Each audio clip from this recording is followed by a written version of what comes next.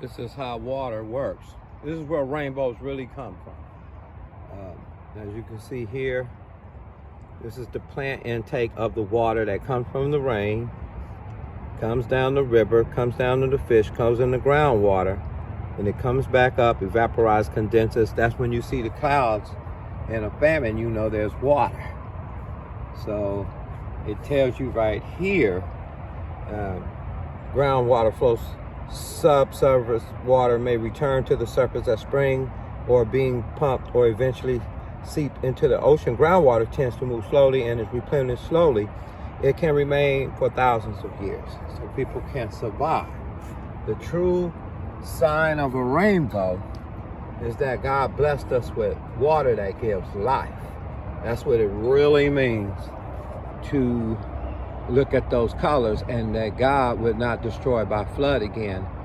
Some of the Hebrews do believe, and scholars say. So whatever that means, give life like that tree. That tree knows it must give. It's drawing off the collective. So when Jesus walked past the tree in his day and it didn't give him the fruit, he cursed it at the root, where it would be cut off from the life-giving water supply, for not functioning and giving back like it should. It was defying the cycle of life. So anytime you're devising ideologies, whatever we do, usury schemes, especially in capitalization, you better watch real closely. If it's not giving back life, then what is it giving back? So a piece of wood, for example, is a tree. And then when you walk over here, what does this say?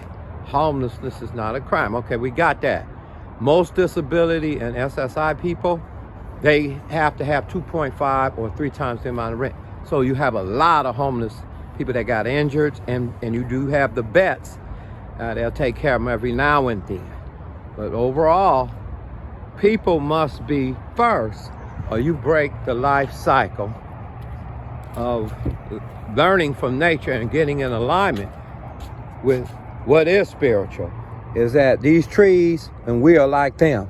If our ideologies are not given back to the collective, to put the whole tribe, every tribe, so help us God, then we're out of alignment. When you have out of alignment, you have all the chaos from the natural order. So think about that, man. In the end of your legacy and mine, are we going to give back life, or we're just going to take? And as Christ said, thou fool, this night your soul is required, and all that you had, you could have sustained a tribe. And now you got to give an account of the stewardship of the life, whether we chose life to bring with it or death and curse. Jeremiah 23 and Hood.